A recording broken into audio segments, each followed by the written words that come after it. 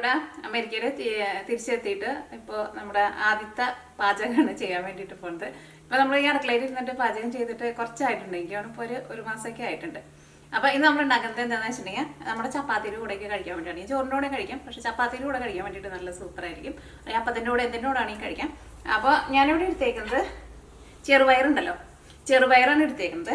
ഞാനിവിടെ ചെറുപയർ മുളപ്പിച്ചേക്കണ ചെറുപയറാണ് എടുത്തേക്കുന്നത്. ഇത് നമുക്ക് മുളപ്പിച്ചേക്കണ ചെറുപയർ വെച്ചിട്ടും ചെയ്യാം, അല്ലെങ്കിൽ മുളപ്പിക്കാത്ത ഈ പയറുണ്ടല്ലോ, ഈ പയർ വെച്ചിട്ടും ചെയ്യാം. അപ്പോൾ ചെറുപയർ മുളപ്പിക്കുന്ന നിങ്ങൾക്ക് എല്ലാവർക്കും അറിയാമല്ലോ. ഫസ്റ്റ് വെള്ളത്തിലിട്ട് നന്നായിട്ട് കുതിർത്തിയിട്ട് പയറും നന്നായിട്ട് കുതിർന്ന് കഴിയുമ്പോൾ വെള്ളം കളയാം. എന്നിട്ട് മുകളിൽ എന്തെങ്കിലും ഒരു തുണി ടവൽ എന്തെങ്കിലും നനച്ചിട്ട് വെക്കുക. അല്ലെങ്കിൽ നനച്ചില്ലെങ്കിലും കുഴപ്പമില്ല, വെള്ളം കളഞ്ഞിട്ട് ഒരു സ്ഥലത്ത് മാറ്റി വയ്ക്കുക.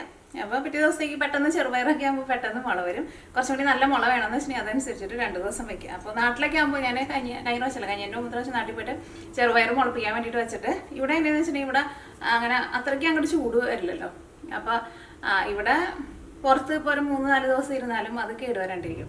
പക്ഷെ നാട്ടിൽ മുള വന്നു കഴിഞ്ഞിട്ട് ഒരു ദിവസം ഇരുന്നു, പിറ്റേ ദിവസത്തേക്ക് ഞാൻ എടുത്ത് നോക്കി കഴിയുമ്പോൾ അതിൻ്റെ ഉള്ളിൽ നിന്ന് ഭയങ്കര പൊട്ട മണം വന്നിട്ടുണ്ടായിരുന്നു. അപ്പോൾ അത് ഒന്ന് കഴുകി വെക്കണം എല്ലാ ദിവസവും. മുള വന്നിട്ടുണ്ടെന്ന് വെച്ചിട്ടുണ്ടെങ്കിൽ ഇപ്പോൾ കൂടുതൽ ദിവസം വെക്കണമെന്ന് വെച്ചിട്ടുണ്ടെങ്കിൽ ഒന്ന് കഴുകി വെക്കണം. നിങ്ങൾക്ക് എല്ലാവർക്കും അറിയായിരിക്കും, അപ്പോൾ ഞാൻ ജസ്റ്റ് പറഞ്ഞത്. അപ്പോൾ ഒന്നല്ലെങ്കിൽ മുളപ്പിച്ചത് എടുക്കുക, അല്ലെങ്കിൽ മുളപ്പിക്കാത്ത ചെറുപയർ എടുക്കുക. മുളപ്പിക്കാത്ത ചെറുപയറാന്ന് വെച്ചിട്ടുണ്ടെങ്കിൽ കുക്കറിലിട്ടിട്ട് നമ്മൾ സാധാരണ പയർ നമ്മൾ വേവിച്ചിട്ട് എടുക്കില്ലേ, ഒരുപാട് വെന്ത് ഉടഞ്ഞു പോകരുത്, അതേപോലെ റെഡി ആക്കിയിട്ട് വെക്കുക. അപ്പോൾ ഞാനിപ്പോൾ ഇവിടെ ഒരു 3/4 ഗ്ലാസ് ചെറുപയറാണ് എടുത്തേക്കുന്നത്. അപ്പോൾ ഈ മുളപ്പിച്ചേക്കണ പയറിന് അറിയാമല്ലോ, പിന്നെ വേവ് അങ്ങനെ ഒരുപാട് ഉണ്ടാവില്ല. പിന്നെ സെപ്പറേറ്റ് ഞാൻ കുക്കറിലിട്ടിട്ട് വേവിക്കണില്ല, ഇത് ഡയറക്റ്റായിട്ട് നമ്മുടെ ഗ്രേവിയിലേക്ക് നമ്മൾ ഇട്ടിട്ടാണ് കറി റെഡിയാക്കുന്നത്. അപ്പോൾ മുളപ്പിക്കാത്തതെന്ന് വെച്ചിട്ടുണ്ടെങ്കിൽ കുക്കറിലിട്ടിട്ട് വേവിച്ചിട്ട് എടുക്കുക. പ്രത്യേകം ശ്രദ്ധിക്കുക, ഒരുപാട് വെന്ത് ഉടഞ്ഞു പോകരുത് കേട്ടോ. അപ്പോൾ ഈ നമുക്ക് കറി റെഡിയാക്കാൻ വേണ്ടിയിട്ട് തുടങ്ങാം. ഭയങ്കര സിമ്പിളായിട്ട് റെഡിയാക്കിയിട്ട് എടുക്കാം. ഒരുപാട് സാധനങ്ങളൊന്നും ആവശ്യമില്ല. ഓൾറെഡി സാധനങ്ങളൊക്കെ ഞാനിവിടെ കട്ട് ചെയ്ത് റെഡിയാക്കിയിട്ട് വെച്ചിട്ടുണ്ട്. ഓരോന്ന് ചേർക്കുമ്പോൾ എല്ലാത്തിൻ്റെ അളവ് ഞാൻ പറയട്ടെ. ഈ പ്രാവശ്യം ഞാൻ നാട്ടിൽ നിന്ന് വന്നപ്പോൾ കുക്കർ വാങ്ങിച്ചു കൊണ്ടുവന്നിട്ടുണ്ട് കേട്ടോ. ഞാൻ പറഞ്ഞില്ല കഴിഞ്ഞ പ്രാവശ്യം കൊണ്ടുവന്ന കുക്കറൊന്നും ശരിയായിരുന്നില്ലെന്ന്. പിന്നെ മമ്മി പറയുന്നത് തന്നിട്ടുണ്ടായിരുന്നില്ല, അതിൻ്റെ വാഷർ ഞാൻ വേറെ വാങ്ങിച്ചു കൊണ്ടുവന്നു, അത് നന്നായിട്ട് വർക്ക് ചെയ്യുന്നുണ്ട്.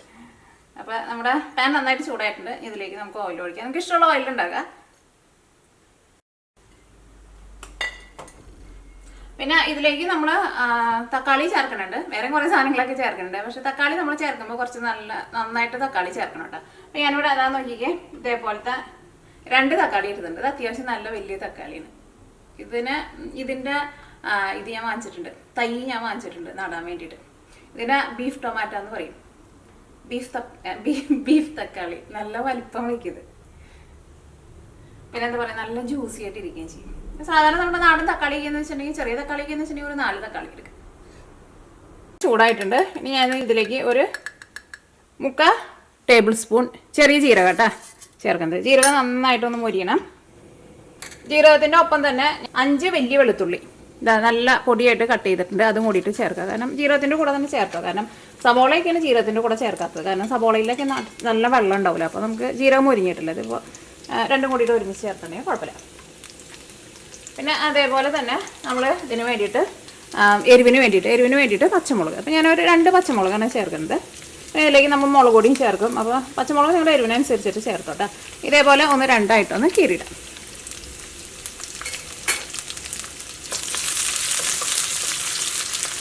ഈ വെളുത്തുള്ളി നന്നായിട്ട് മുരിഞ്ഞ് വരണം കേട്ടോ. വെളുത്തുള്ളി നന്നായിട്ട് മുരിഞ്ഞതിൻ്റെ ഒപ്പം തന്നെ നമ്മുടെ ജീരകവും പിന്നെ നമ്മുടെ പച്ചമുളകൊക്കെ ഒന്ന് കിടന്നിട്ട് നന്നായിട്ട് മുരിഞ്ഞോളും. വെളുത്തുള്ളി മുരിഞ്ഞ് നല്ലൊരു ഗോൾഡൻ കളർ വരണം, അപ്പോഴായിരിക്കും നല്ലൊരു ഫ്ലേവർ കിട്ടുക. അപ്പോൾ നമ്മുടെ വെളുത്തുള്ളിക്ക് മുരിഞ്ഞ് നല്ലൊരു ഗോൾഡൻ കളറായിട്ടുണ്ട്. ഇനി നമ്മൾ ഇതിലേക്ക് ചേർക്കുന്നത് സവോളയാണ് ചേർക്കുന്നത്. 2 വലിയ സവോള നല്ല പൊടിയായിട്ട് കട്ട് ചെയ്തത്. കാരണം വെളുത്തുള്ളി നന്നായിട്ട് മുരിഞ്ഞ് കഴിഞ്ഞിട്ട് സവോള ചേർത്താൽ മതി, അല്ലെങ്കിൽ വെളുത്തുള്ളി നമുക്ക് ശരിക്കും മുരിഞ്ഞിട്ടില്ല. സവോളയുടെ ഉള്ളിൽ അത്യാവശ്യം നല്ല വെള്ളം ഉള്ളത് കൊണ്ട് തന്നെ സവോള ഇട്ടിട്ടുണ്ടെങ്കിൽ ബാക്കിയുള്ള സാധനങ്ങളൊന്നും മരിയത്തില്ല. ഇതേപോലെ ഇങ്ങനെ മുരിഞ്ഞ് നല്ലൊരു ഗോൾഡൻ കളർ ആവണം.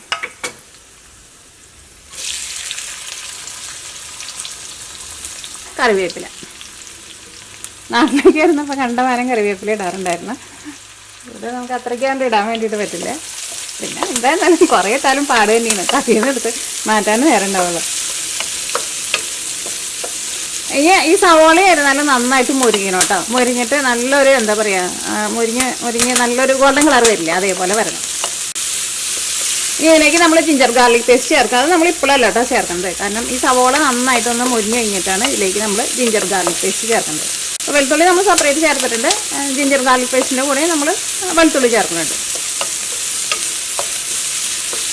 അത് നമ്മുടെ ചെറുപയറിന് നല്ലൊരു ടേസ്റ്റ് കൊടുക്കും. ഈ വെളുത്തുള്ളിയുടെ ഫ്ലേവർ നല്ലൊരു ടേസ്റ്റ് കിട്ടും.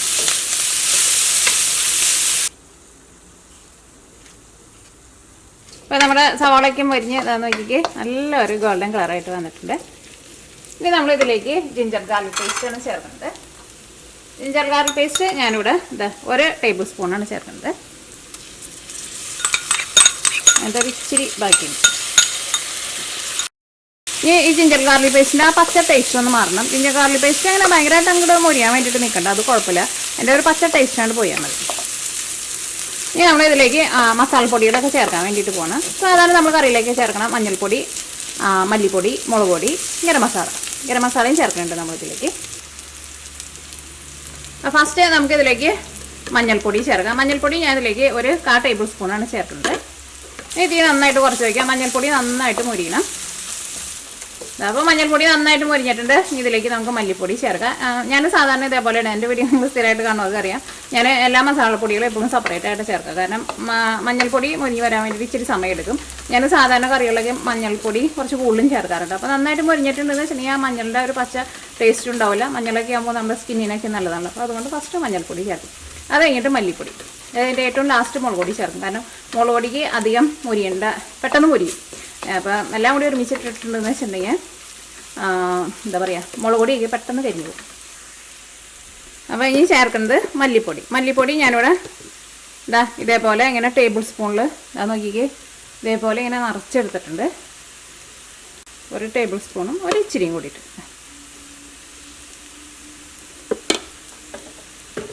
അപ്പോൾ ഇനി മല്ലിപ്പൊടിയും നന്നായിട്ട് മുരിയിട്ട് ചെറിയ തീയിലിട്ടിട്ട് മുരിച്ചിട്ടിടുക.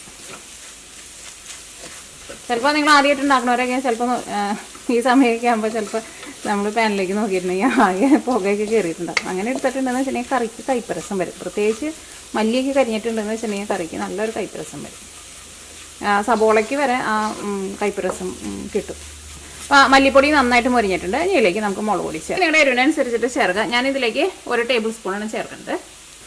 കാരണം ചില മുളക് പൊടിക്കൊക്കെ നല്ല എരിവായിരിക്കുമല്ലോ. ഇത് നാട്ടിൽ ഞാൻ ചെന്നപ്പോൾ മുളക് പൊടിക്കൊക്കെ നല്ല എരിവുണ്ട്. കാരണം ഇത് നമ്മൾ നാട്ടിൽ നിന്ന് പൊടിപ്പിച്ച് കൊണ്ടുവരുമ്പോൾ തന്നെ കുറച്ച് വെച്ച് കഴിയുമ്പോൾ തന്നെ അതിൻ്റെ എരിവൊക്കെയാണ് കുറയും.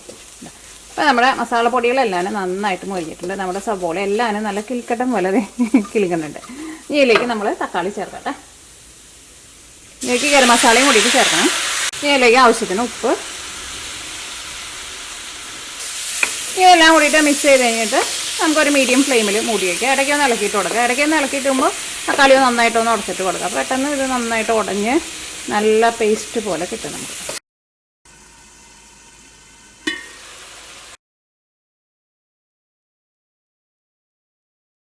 അപ്പോൾ നമ്മുടെ തക്കാളിക്കും ഉടഞ്ഞ് നല്ല പേസ്റ്റ് പോലെ ആയിട്ടുണ്ട്. നല്ല മണവും വരുന്നുണ്ട്. കാരണം നമ്മൾ എല്ലാ സാധനങ്ങളും നന്നായിട്ട് മൊരിച്ചിട്ടുണ്ടായിരുന്നല്ലോ. പിന്നെ ചെറിയ ജീരകമൊക്കെ ചേർത്തിട്ടുണ്ട്. എല്ലാത്തിൻ്റെയും കൂടിയിട്ട് നല്ല സൂപ്പർ മണമാണ്. ഇതിലേക്ക് നമ്മൾ ഗരം മസാലയും കൂടിയിട്ട് ചേർക്കും. ആഹാ, ഇനി അത് ഓയിലൊക്കെ ഒന്ന് ചെറുതായിട്ടൊന്ന് തെളിഞ്ഞ് വന്നിട്ടുണ്ട്. തക്കാളിക്ക് ആയിരുന്നാലും എന്താ പറയുക, നല്ല ജ്യൂസി ആയിട്ട് തക്കാളിക്ക് ആയിരുന്നാലും ഒന്ന് ചെറുതായിട്ടൊന്ന് മുരിഞ്ഞ പോലെയൊക്കെ വന്നിട്ടുണ്ട്. ഇതേപോലെ ഇങ്ങനെ വരണം കേട്ടോ. എന്നാലും ആ തക്കാളിയുടെ ആ പച്ച ടേസ്റ്റ് പോകുള്ളൂ. എന്നാലാണ് നമ്മൾ ഇതേപോലെ തക്കാളി ഇട്ടിട്ട് വെക്കണം. എന്ത് കറിക്കായിരുന്നാലും ടേസ്റ്റ് ഉണ്ടാവുള്ളൂ. കാരണം ഇനി ഇതിലേക്ക് നമ്മൾ ചിക്കനോ ഇതിലേക്ക് നിങ്ങൾക്ക് വേണമെങ്കിൽ ചിക്കൻ ചേർക്കാം. എന്ത് ചേർത്താലും അല്ലെങ്കിൽ നമ്മുടെ ആ പച്ച തക്കാളിയുടെ ഒരു ടേസ്റ്റ് ഉണ്ടല്ലോ, ആ ടേസ്റ്റ് ഉണ്ടാവും.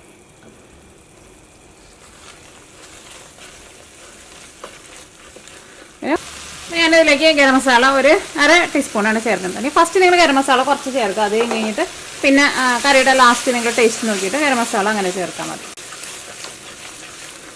ഇനിയിപ്പോൾ ഇത് വെച്ചിട്ട് നിങ്ങൾക്ക് ഇഷ്ടമുള്ള കറികളൊക്കെ ഉണ്ടാക്കും. ഇതിലേക്ക് ഇപ്പോൾ മുട്ട പുഴുങ്ങിയിട്ടുണ്ടെങ്കിൽ മുട്ടക്കറിയായി, കടല വേവിച്ചിട്ടുണ്ടെങ്കിൽ കടലക്കറിയായി, ചിക്കൻ ഇട്ടിട്ടുണ്ടെന്ന് വെച്ചിട്ടുണ്ടെങ്കിൽ ചിക്കൻ കറിയായി, ബീഫ് ഇട്ടിട്ടുണ്ടെങ്കിൽ ബീഫ് കറിയായി, ഉരുളക്കിഴങ്ങ് ഇട്ടിട്ടുണ്ടെന്ന് വെച്ചിട്ടുണ്ടെങ്കിൽ ഉരുളക്കിഴങ്ങ് കറിയായി. അങ്ങനെ എന്ത് കറി വേണമെങ്കിലും നമുക്ക് ഈ മസാല വെച്ചിട്ടുണ്ടാക്കാം. സാധാരണ നമ്മൾ ഹോട്ടലുകളിലൊക്കെ ചെല്ലുമ്പോൾ ഇതേപോലെ ഒരു മസാല ഉണ്ടാക്കി വയ്ക്കും. ഇതിനകത്ത് അവർ വേറൊരു സാധനം കൂടി ചേർക്കും, കശുവണ്ടിയും കൂടിയിട്ട് ചേർക്കും. എന്നിട്ട് നല്ല പേസ്റ്റ് പോലെ അരച്ചിട്ട് ഹോട്ടലുകളിലേക്ക് എടുത്ത് വയ്ക്കും. അപ്പോൾ നമ്മൾ ചെന്ന് കഴിഞ്ഞിട്ട് ഇപ്പോൾ ബട്ടർ ചിക്കനാന്ന് പറയാമെന്ന് വെച്ചിട്ടുണ്ടെങ്കിൽ കശുവണ്ടിയും കൂടിയിട്ട് ചേർക്കണം. അപ്പോൾ അവർ ഇതിൽ നിന്ന് ചിക്കൻ എടുത്തിട്ട് ഫസ്റ്റ് ബട്ടറിൽ എന്തെങ്കിലും ഇട്ടൊന്ന് സോട്ട് ചെയ്ത് ഒന്ന് വേവിച്ചിട്ട് ഈ ഗ്രേവി അതിനകത്തേക്കാണ്ട് കുറച്ച് ടേസ്റ്റിനനുസരിച്ചിട്ട് ഇട്ടിട്ട് പിന്നെ കുറച്ച് ക്രീം കൂടിയും ചേർത്തിട്ടുണ്ടെങ്കിൽ നമ്മുടെ നോർത്ത് ഇന്ത്യൻ ഡിഷുകൾ ഉണ്ടാക്കാം. ബട്ടർ ചിക്കൻ ഉണ്ടാക്കാം, പനീർ ഉണ്ടാക്കാം, അങ്ങനെ കറികൾ, എന്ത് കറികൾ വേണമെങ്കിലും അങ്ങനെ ഉണ്ടാക്കും. അപ്പോൾ ഇതിലേക്ക് കശുവണ്ടിയും ചേർക്കും. പിന്നെ നോർത്ത് ഇന്ത്യക്കാരാകുമ്പോൾ എല്ലാത്തിൻ്റെയും കൂടെ കുറച്ച് ക്രീമും ചേർക്കും. അപ്പോൾ എല്ലാ കറികളും റെഡിയാക്കിയിട്ടെടുക്കാം. നിങ്ങൾക്ക് വേണമെന്ന് വെച്ചിട്ടുണ്ടെങ്കിൽ ഇതേപോലെ ഇതിനകത്ത് കുറച്ച് കശുവണ്ടിയും കൂടി ചേർത്തിട്ട് ചൂടാറി കഴിയുമ്പോൾ മിക്സിയിലിട്ടിട്ട് നല്ല പേസ്റ്റ് പോലെ അരച്ചിട്ട് ഫ്രിഡ്ജിലെടുത്ത് വയ്ക്കാം. പിന്നെ കുറച്ച് കസൂരി മെത്തി ഇടാം. ഓക്കെ, അപ്പോൾ ഇതിപ്പോൾ ഇത് നന്നായിട്ട് എൻ്റെ പച്ച ടേസ്റ്റൊക്കെ പോയിട്ടുണ്ട്. ഇതിലേക്ക് നമ്മുടെ ചെറുപയർ മുളപ്പിച്ചിട്ട്, ഇത് ഞാൻ നേരത്തെ പറഞ്ഞില്ലേ ചെറുപയർ ആയതുകൊണ്ട് കേട്ടോ നമ്മൾ സെപ്പറേറ്റ് നമ്മൾ വേവിക്കാത്തത്, കാരണം ഇതിന് ഒരുപാട് വേവൊന്നുമില്ല. ഇത് നന്നായിട്ട് മിക്സ് ചെയ്ത് കഴിഞ്ഞിട്ട് ഞാൻ അപ്പുറത്തെ അടുപ്പിൽ വെള്ളം നന്നായിട്ട് ചൂടാക്കാൻ വേണ്ടി വെച്ചിട്ടുണ്ട്. വെള്ളം നന്നായിട്ട് വെട്ടി തിളയ്ക്കുന്നുണ്ട്. കുറച്ച് വെള്ളം കൂടി നമ്മളിതിലേക്ക് ചേർക്കും.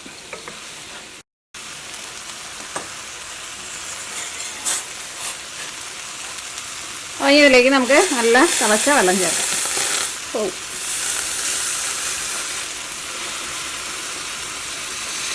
കാരണം നമ്മുടെ കറിക്ക് ഒരു ഇച്ചിരി ഗ്രേവിയും വേണം. പിന്നെ നമ്മൾ ഈ പയർ വേവാനുള്ള വെള്ളം വേവിച്ചേക്കാൻ പയറാണ് ഓൾറെഡി ആണെങ്കിലും നിങ്ങൾ കുറച്ച് വെള്ളം ചേർക്കണം. കാരണം ഞാൻ പറഞ്ഞില്ലേ പയർ ഒരുപാട് വെന്ത് ഉടഞ്ഞ പോലെ എടുക്കരുത്.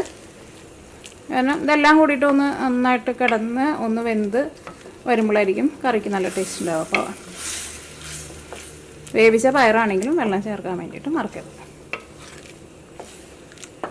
ഈ കറി നന്നായിട്ട് തിളച്ച് കഴിയുമ്പോൾ നമുക്കൊരു മീഡിയം ഫ്ലെയിമിൽ ഒരു 10 മിനിറ്റ്, അല്ലെങ്കിൽ ഇത് വേവുന്നതനുസരിച്ചിട്ട് ഓൾറെഡി വെന്തതാണെങ്കിലും ഒരു 10 മിനിറ്റ് മൂടി വെച്ചിട്ട് വേവിക്കണം കേട്ടോ. എന്നാലും ഈ മസാലയിൽ കിടന്നിട്ട് നമ്മുടെ ചെറുപയർ വെന്ത് വരുള്ളൂ. ഈ ടേസ്റ്റ് നോക്കിയിട്ട് ഉപ്പ് വേണമെന്ന് വെച്ചിട്ടുണ്ടെങ്കിൽ ഉപ്പ് ചേർക്കാം. അപ്പോൾ ഞാനിത് മൂടി വയ്ക്കാം കേട്ടോ. ഇതാ നന്നായിട്ട് തിളച്ചിട്ടുണ്ട്.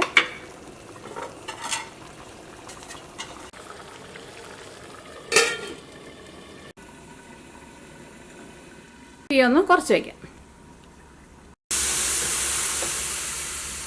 ഇവിടെ ചായ കുടിക്കുന്ന സമയമായിട്ടുണ്ട് കേട്ടോ. ഞാൻ ഈ ചായ വെച്ചതാ.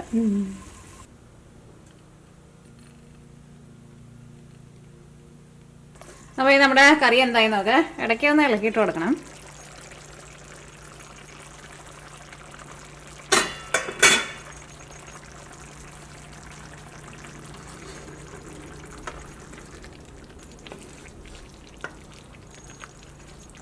അപ്പോൾ ഞാൻ പയറൊക്കെ ഒന്ന് വെന്തിട്ടുണ്ട്. എന്നാലും ഞാൻ ഒരു 5 മിനിറ്റ് കൂടി ഞാൻ ചെറിയ തീയിലൊന്ന് മൂടി വയ്ക്കാം. അപ്പോൾ ഞാൻ നോക്കിയാൽ ചെറുതായിട്ട് എണ്ണയൊക്കെ ഒന്ന് തെളിഞ്ഞ് വന്നിട്ടുണ്ട്.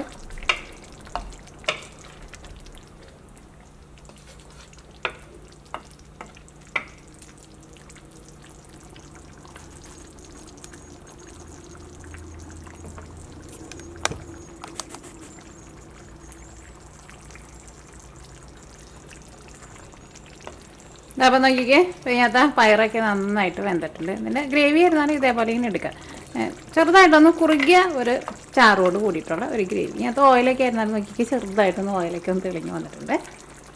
അപ്പോൾ ഇനി നമുക്ക് തീ ഓഫ് ചെയ്യാം. ഇനി ഇതിലേക്ക് നിങ്ങൾക്ക് മല്ലിയില വേണമെന്ന് വെച്ചിട്ടുണ്ടെങ്കിൽ മല്ലിയിലയും കൂടിയിട്ട് ചേർക്കട്ടെ. മല്ലിയില എൻ്റെ അടുത്ത് ഇല്ല, അല്ലെങ്കിൽ ഞാൻ മല്ലിയിലയും കൂടിയിട്ട് ചേർത്തേനെ. മല്ലിയിലയും ഉണ്ടെന്ന് വെച്ചിട്ട് ചേർക്കുക, കാരണം നല്ലൊരു ഫ്ലേവർ കിട്ടും മല്ലിയിലയുടെ. ഇവിടെ അടുക്കളയിൽ ജനലേക്കൂടെ കേട്ടോ എനിക്ക് ഇവിടെ നിന്നിട്ടുണ്ടെന്ന് വെച്ചിട്ടുണ്ടെങ്കിൽ നമ്മുടെ താരാകുഞ്ഞുങ്ങളെ കാണാം. അവർ ഫുഡ് കഴിക്കാൻ വേണ്ടിയിട്ട് അവർ കൂടിൻ്റെ ഉള്ളവനെ വെച്ചേക്കുന്നത്. അത് കഴിച്ച് കഴിഞ്ഞിട്ട് അവിടുന്ന് നടന്ന് എന്തായി കാണുന്നത്.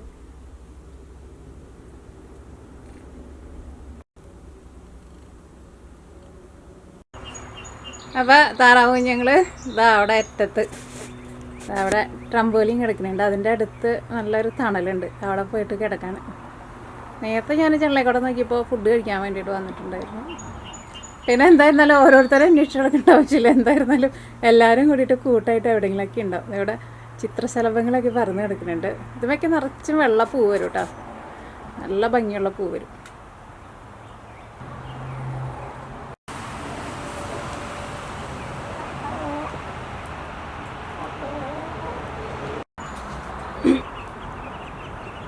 ഇതാ അവർ കിടക്കണോടത്തുനിന്ന് എഴുന്നേറ്റാ.